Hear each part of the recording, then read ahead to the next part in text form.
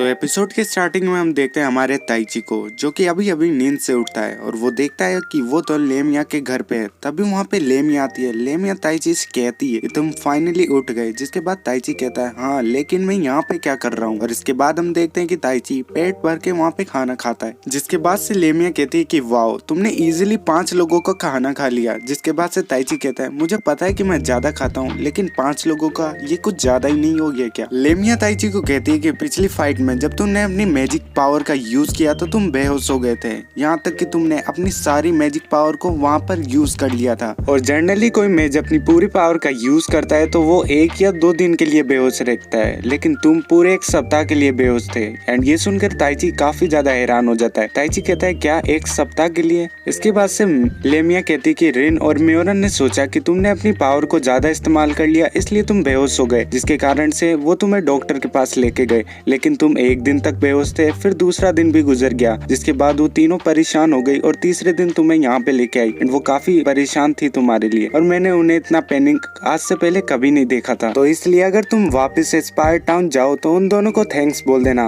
और इसके बाद हमारा ताइची लेमिया को भी थैंक्स बोलता है उसकी देखभाल करने के लिए। और इसके बाद से लेमिया ताइची से वो नॉर्दर्न फॉरेस्ट में हुए इवेंट के बारे में पूछती है। ताइची सारे इवेंट के बारे में बता देता है, जिसके बाद से लेमिया कहती है अच्छा, तो उन लोगों ने क्रिम्सन पैक्ट का यूज किया। ताइची कहता है कि क्रिम्सन पैक्ट ये क्या होता है। लेमिया बताती है कि ये एक ऐसा मैजिक है जिसमें ब्लड का यूज होता है, और वो ब्लड मैन या बीस्ट का हो सकता है। और इस मैजिक को फॉरबिडन मैजिक माना जाता है क्योंकि इसकी क्रुएलिटी के कारण। और वो उससे बताती है कि इस मैजिक के अंदर वो लोग एक ऑर्ब का इस्तेमाल करते हैं, जिससे कि उनकी पावर काफी ज्यादा बढ़ जाती है। ये सुन के ताइची कहता है कि हाँ, उससे उसकी पावर काफी ज्यादा बढ़ गई थी और मुझे लगा था कि इस बार मेरा खेल खत्म है। ताइची लेमिया को बताता है कि उसकी मदद एक विंड स्पिरिट ने की थी जिसका नाम एरियल था। एंड ये सुनकर लेमिया काफी ज्यादा सरप्राइज हो जाती है। लेमिया कहती है क्या तुम सो रहे हो कि उसी ने तुम्हारी मदद की थी। जिसके बाद से लेमिया कहती है कि मुझे विश्वास नहीं हो रहा कि तुम विंड स्पिरिट से बात कर सकते हो। जिसके बाद से ताइची काफी ज्यादा हैरान होकर पूछता है क्या तुम मुझे अच्छे से समझा सकती हो। लेमिया ताइची को बताते हुए कहती है कि ताइची, हमने तुम्हें बताया था कि तुम एक यूनिक मजिशियन हो जो कि सोर्सरी का इस्तेमाल करता है। इसके बाद से ताइची कहता है हाँ, ये तो मुझे पता है। इसके बाद से लेमिया कहती है कि तो ताइची ध्यान से सुनना मैं क्या कह रही हूँ। और अब अगले सीन में हम देखते एक पर्सन को जो कि कहता है कि उसने रेड एलिमेंटल को काफी इजीली हरा दिया अपनी विंड पावर से। एंड ये सब बातें वो कासिम से कह रहा था। वो कहता है कि कासिम, तुम्हें इसके लिए काफी बड़ी प्राइस चुकानी पड़ी, लेकिन मेरे पास तुम्हारे लिए एक दूसरी जॉब भी है। जिसके बाद से वो ग्रैमी के पास जाता है और ये देख के कासिम चिल्लाते हुए कहता है कि उसने अच्छा परफॉर्म किया था इस बैटल के अंदर अपने हिसाब से। जिसके बाद से वो पर्सन कहता है कि ये इनफ नहीं है। एंड वो ग्रैमी का हाथ को पकड़ के कुछ करने लग जाता है, जिससे कि एक रेड कलर की लाइट जलती है। और इसके बाद वो पर्सन ग्रैमी से कहता है कि मैं चाहता हूँ कि तुम कासिम के लिए अभी भी काम करो, और मैंने कुछ मॉडिफिकेशन कर दिए तुम्हारे अंदर। इसके बाद ग्रैमी अपने हाथ के ऊपर देखती है तो उसके ऊपर एक स्पाइडर मार्क आ जाता है। और इसके बाद वो पर्सन कासिम से कहता है कि अपने पहले कदम को याद रखना, वो पहला कदम जो हमें हमारे गोल तक लेके जाएगा। इसके बाद कासिम कहता है कि मैं समझ गया। और तभी वहाँ पे 2 छोटी छोटी लड़कियां आती है जो कि कहती है कि जल्दी करो, कार्निवल स्टार्ट होने वाला है। इसके बाद वो पर्सन कहता है कि कार्निवल स्टार्ट होने वाला है तो क्यों ना उनको एक इनविटेशन भेजा जाए। एंड इसके बाद वो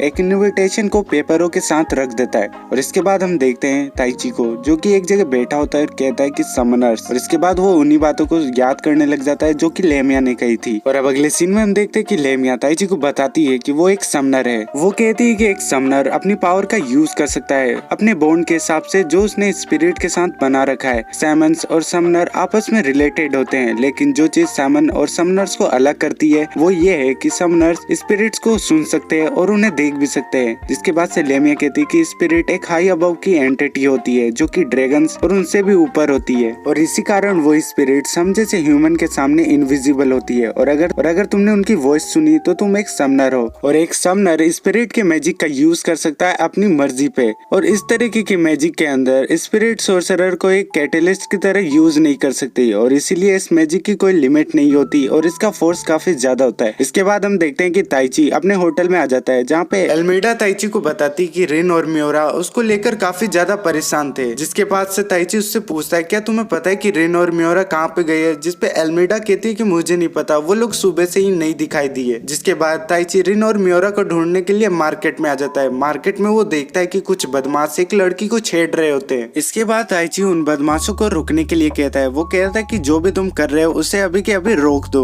एंड वो लड़की ताइची को देख के ताइची को कहती है कि तुम आने में लेट हो गए, जिसके बाद से वो ताइची को जाके पकड़ लेती है। ताइची को कुछ भी समझ में नहीं आ रहा होता कि वो कौन है। जिसके बाद वो बदमाश ताइची को कहते हैं कि हमारे मामले में मत पड़ो, और वो ताइची पर अटैक करता है, लेकिन ताइची उसे काफी इजीली हरा देता है। जिसके बाद ताइची कहता है कि दोबारा यहाँ दिखना मत। जिसके बाद से वो डर कर वहाँ से भाग जाते हैं। वो लड़की ताइची को थैंक यू बोलती है उन बदमाशों से बचाने के लिए। जिसके बाद ताइची कहता है कि मुझे नहीं लगता कि मैंने तुम्हें बचाया है, तुम आसानी से उन बदमाशों से बच सकती थी। जिसके बाद ताइची बोलता है कि तुमने उस बदमाश से अपना हाथ छुड़ाने के लिए कोई फोर्स नहीं लगाया, बल्कि तुम इजीली उससे छूट गई। वो लड़की कहती है कि मुझे पता था तुम नोटिस कर लोगे। वो लड़की ताइची से कहती है कि हम पहले भी मिल चुके हैं और तुमने मुझे एक सिंगल पंच से ही नॉक कर दिया था। और ताइची को याद आता है कि उस रात कैसे उस लड़की को ताइची ने बेहोश कर दिया था। और इसके बाद वो लड़की खुद का नाम इंट्रोड्यूस करते हुए कहती है कि मेरा नाम है एनास्टेसिया। और इसके बाद वो और ताइची मिलकर जितने भी असैसिन रहते हैं सिटी के अंदर उन सभी को ढेर कर देते हैं। वो लड़की कहती है कि एक असैसिन जो कि अपने मिशन में फेल हो जाता है उसके पास कोई भी अदर चॉइस नहीं होती गिल्ड के ऑर्डर मारने के अलावा,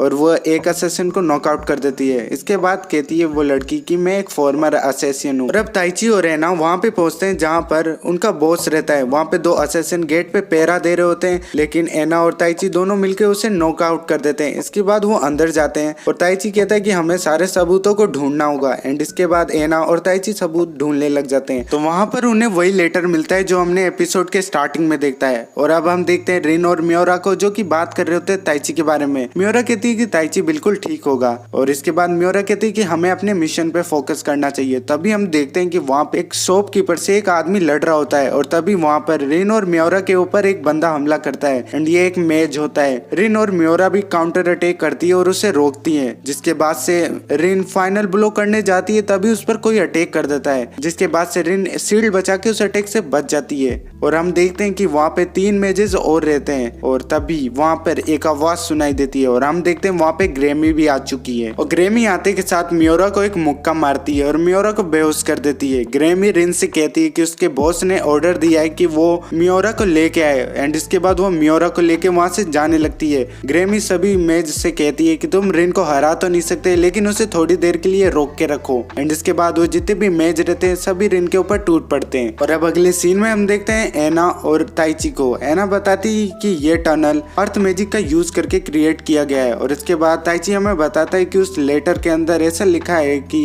इस टनल के अंदर काफी सारे गोबलिन्स है। एना कहती है कि अगर क्या होगा अगर वो सारे गोबलिन्स सिटी के अंदर आ गए। इसके बाद से वो एक गेट के पास आते हैं और ताइची उस गेट को खोलने जाता है। एना कहती है कि रुक जाओ, ये ट्रैप हो सकता है। एंड एना जाकर उस गेट को खोलती है और एना और ताइची उस गेट के अंदर चले जाते हैं। और अब अगले सीन में हम देखते हैं रिन को, जो कि उन सारे मेजेस को हरा देती है, जिसके कारण से वहाँ पे एक एक्सप्लोजन होता है। तभी वहाँ पे ग्रेमी आ जाती है। ग्रेमी रिन से कहती है कि जो वो एल्फ गर्ल है उसको हमने उस बिल्डिंग में ले जाके रखा है। एंड ये सुनकर रिन कहती है कि तुम ये सब मुझे क्यों बता रही हो। जिसके बाद से ग्रेमी कहती है कि मेरे बिजनेस के अंदर कोई भी अगर मर जाए तो मुझे फर्क नहीं पड़ता, लेकिन तुम और मियोरा दोनों मेरे शिकार हैं, इसलिए मैं तुम्हें अपने हाथों से मारना चाहती हूँ। एंड देन रिन मियोरा के पास चली जाती है। और अब हम अगले सीन में देखते हैं मियोरा को, जिसकी हालत काफी ज्यादा खराब हो रखी होती है। तभी वहाँ पे रिन आ जाती है और एक मेज जाके रिन से पूछता है क्या तुम उस एल्फ की फ्रेंड हो। लेकिन रिन काफी ज्यादा गुस्से में उस पर अटैक करती है, जिससे वो दूर जाके गिरता है। और वहाँ पे जितने भी मेजेस रहते हैं रिन उन सभी को हरा के मियोरा को बचा लेती है। लेकिन तभी उनको एक आवाज आती है पीछे से। जब वो पीछे मुड़ के देखते हैं तो कासिम के साथ एक पर्सन आया रहता है। और इस पर्सन को देख के रिन और मियोरा फाइट के लिए तैयार हो जाते हैं। लेकिन वो पर्सन कहता है कि मैं यहाँ पे किसी तरीके की बैटल करने के लिए नहीं आया, बल्कि मैं तुम्हें कुछ बताने के लिए आया हूँ। मॉन्स्टर्स की एक आर्मी टाउन पे अटैक करने वाली है और उस मॉन्स्टर्स की आर्मी में 3000 मॉन्स्टर है। जिसके बाद ये सुनकर रिन और मियोरा काफी ज्यादा शॉक हो जाती है और वो पर्सन वहाँ से जाने लगता है। और इसी के साथ हमारा एपिसोड भी खत्म हो जाता है। तो गाइस अगर वीडियो अच्छी लगी हो तो वीडियो को एक लाइक दे देना। मैं मिलता हूँ नेक्स्ट वीडियो में, तब तक के लिए पीस आउट।